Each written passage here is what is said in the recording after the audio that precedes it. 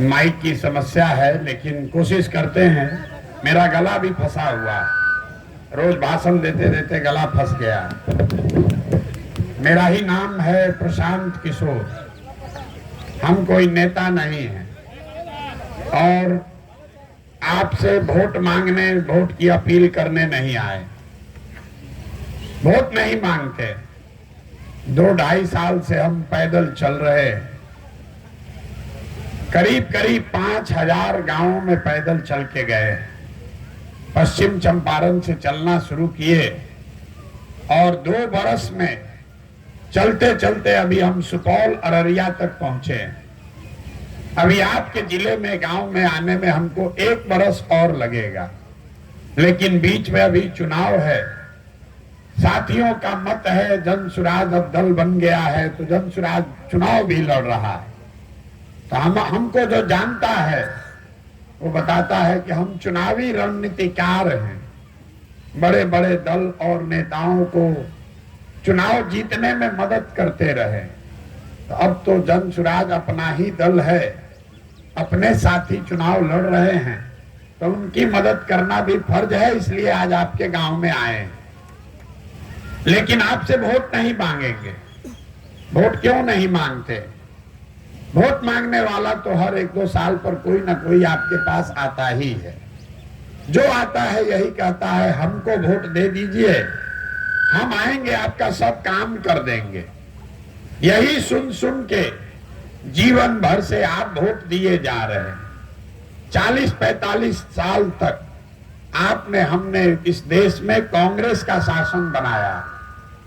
फिर 15 बरस गरीब के बेटा लालू जी को राजा बनाया गया। अभी 18-19 साल से नीतीश बाबू और भाजपा वाले सत्ता में बैठे हैं। दिल्ली में लोगों ने मोदी जी को भी जिताकर बैठाकर देख लिया।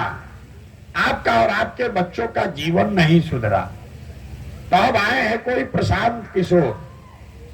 आप हमारी बात सुनिएगा, हम पर भरोसा करके हमको वोट दीजिएगा।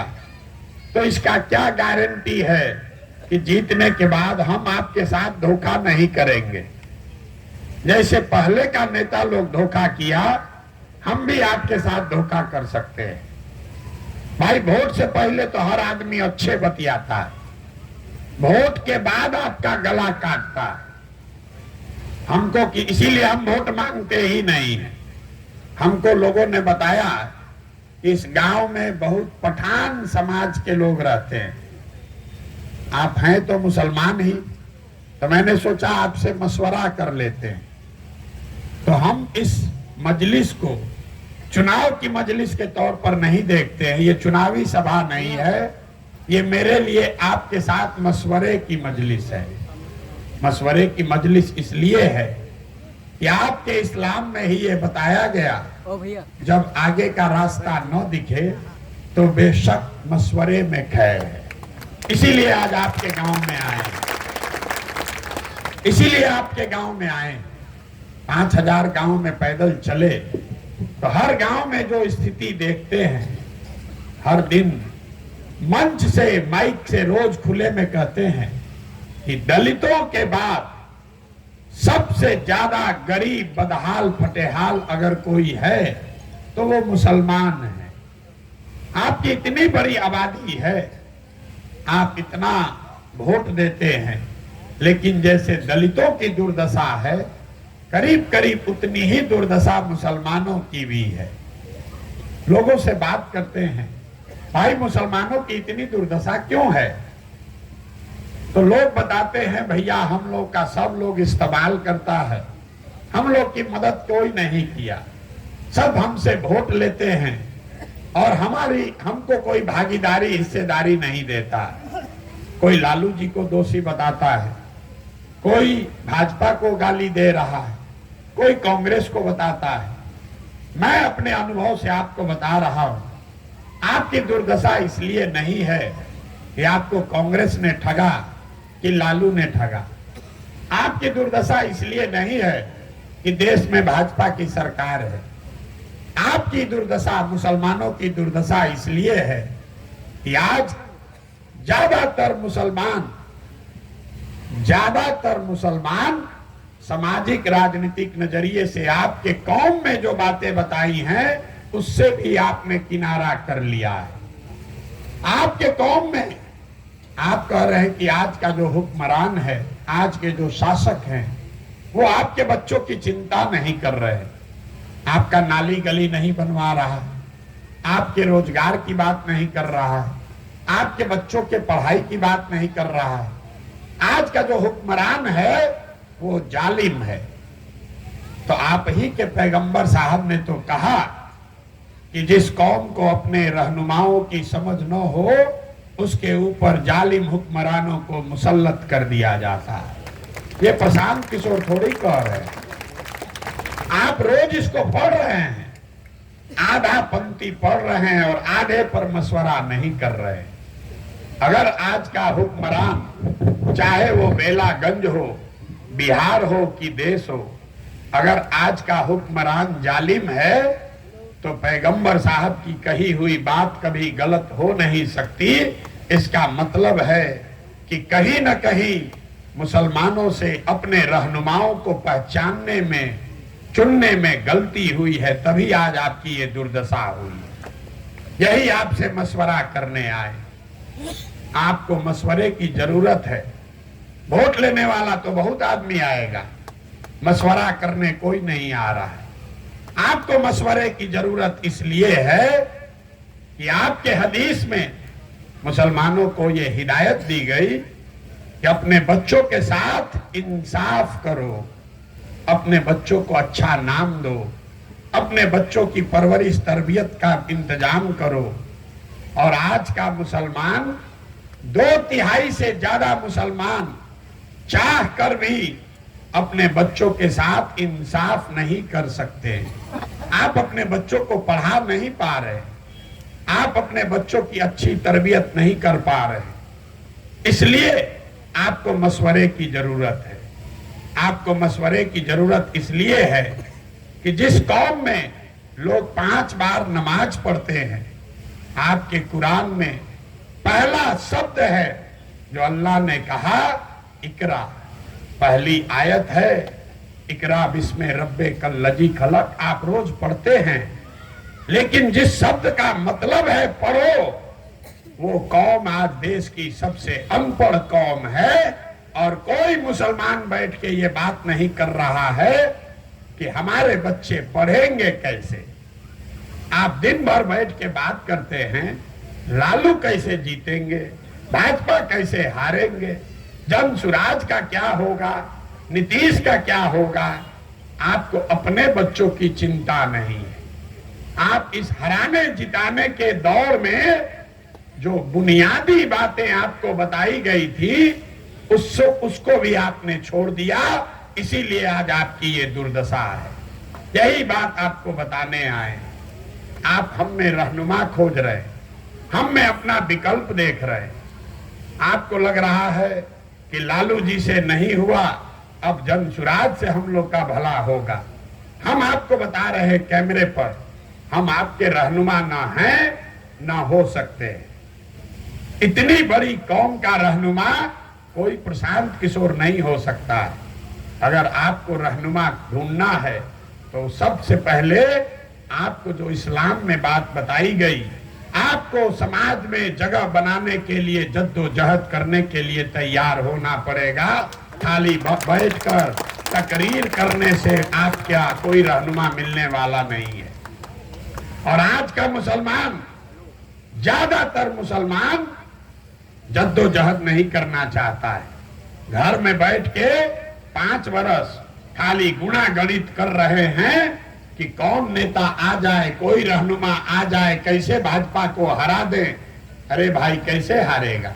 जब तक जद्दोजहद नहीं करोगे, जब तक प्रयास नहीं करोगे, तब तक कोई सफलता मिलने वाली नहीं है।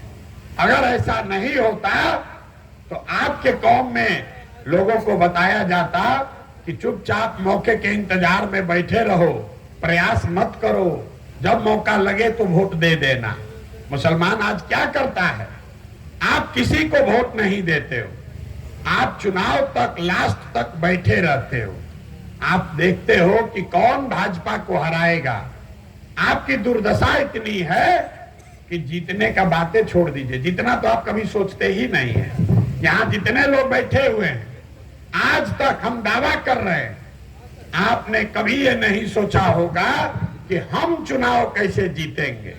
जो यहाँ पर दानीश्वर अपने को समझने वाले लोग हैं, वो भी बैठ के यही बात कर रहे हैं कि भाजपा को हराया कैसे जाएगा।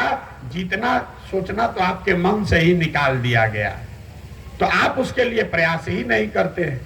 चुनाव के अंत समय तक बैठे रहते हैं और फिर जो चुनाव के समय आपकी समझ से भाजपा को हराता दिखता है, उसी के ट्रेन में बैठ जाते हैं।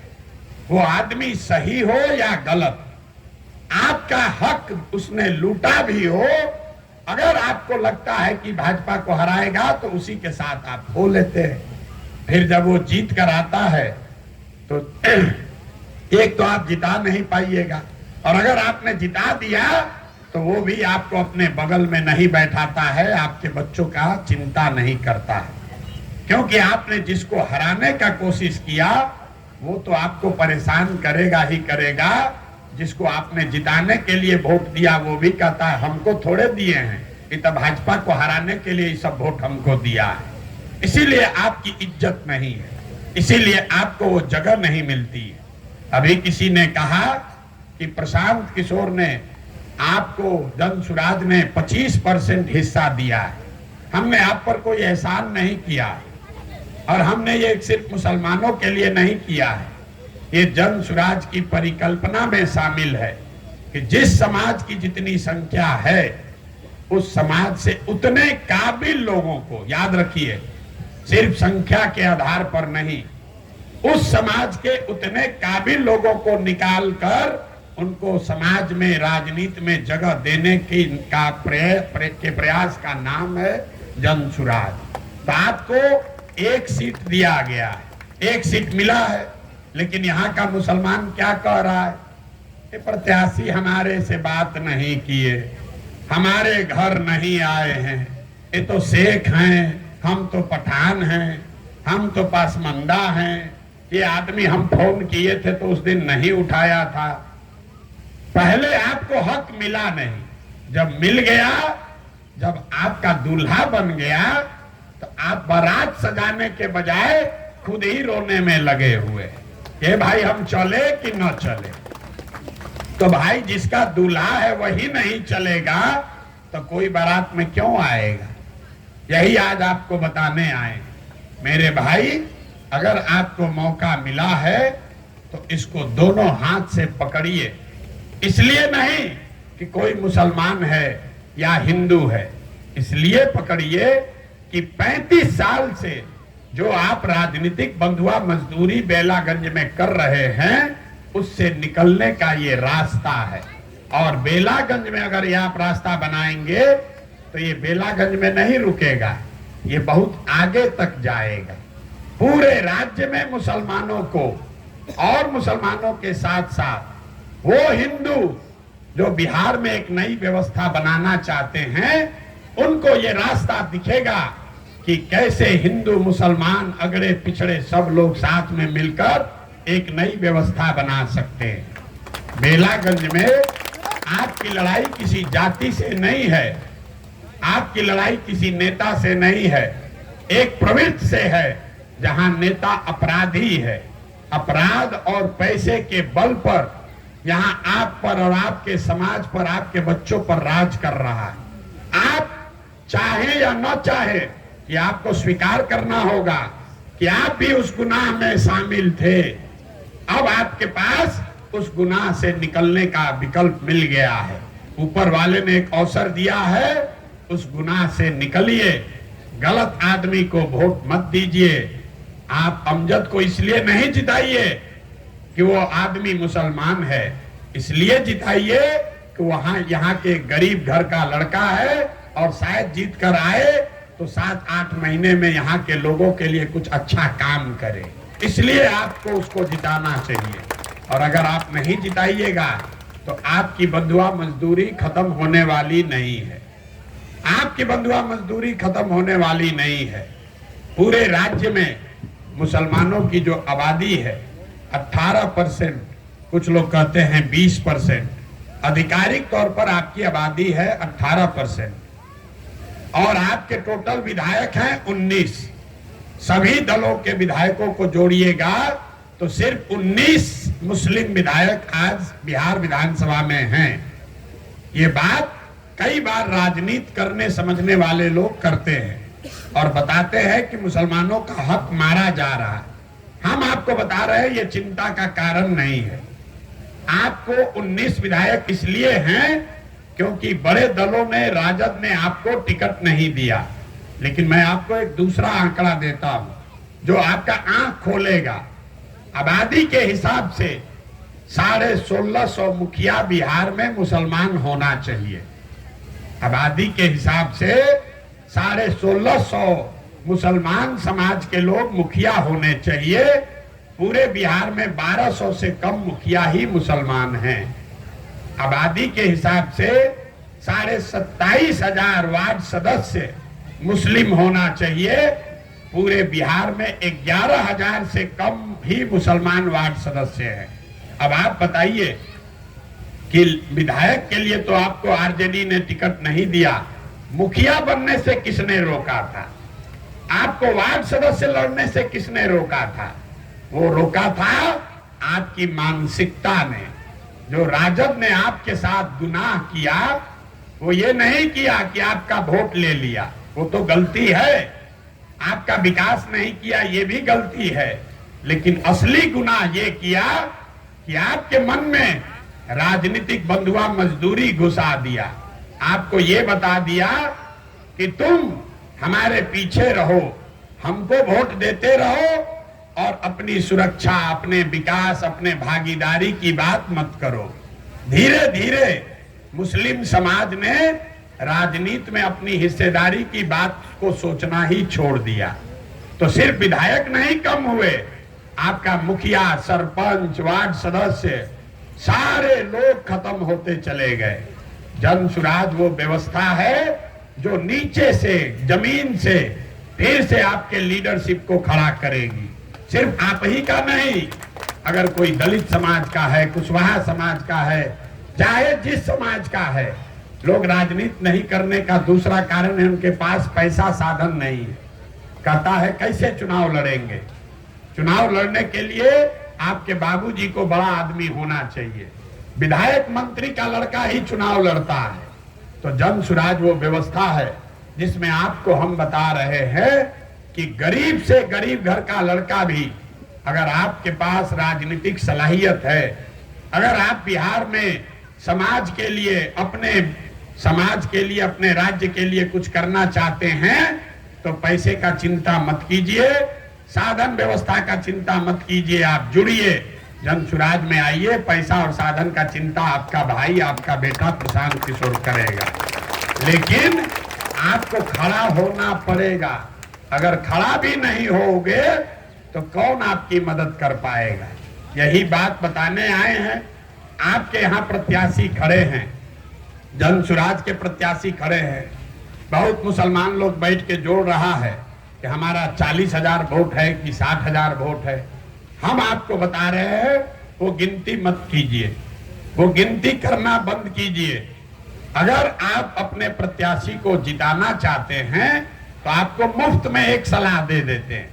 अभी फैज भाई बता रहे थे कि ये सलाह देने के लिए सैकड़ों करोड़ रुपया लेते हैं, लेकिन आपको चुनाव जिताने का एक मुफ्त में सलाह दे देते हैं।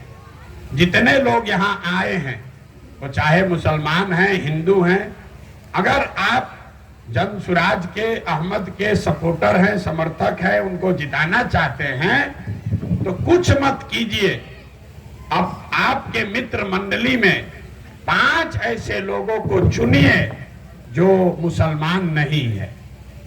जिस 5 हिंदू को आप जानते हैं, वो किसी भी जाति का हो, किसी भी समाज का हो, ऐसे 5 हिंदुओं को आप जरूर जानते हैं जिनसे आपका डेली उठना बैठना रास्ता है।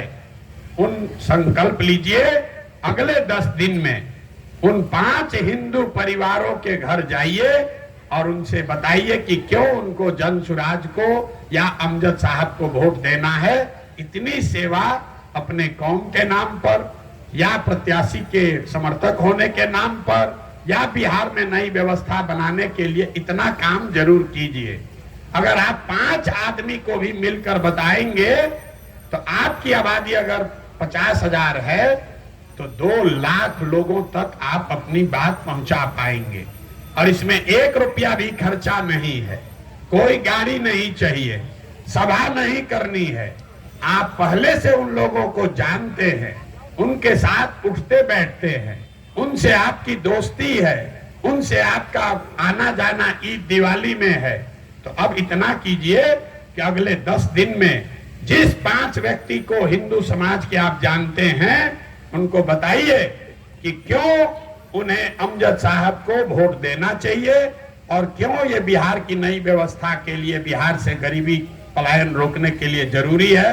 इतना काम अगर आप करेंगे तो हमसे लिख कर ले लीजिए, अमजद साहब कम से कम 20, 25, 50,000 वोट से जीत कर आएंगे।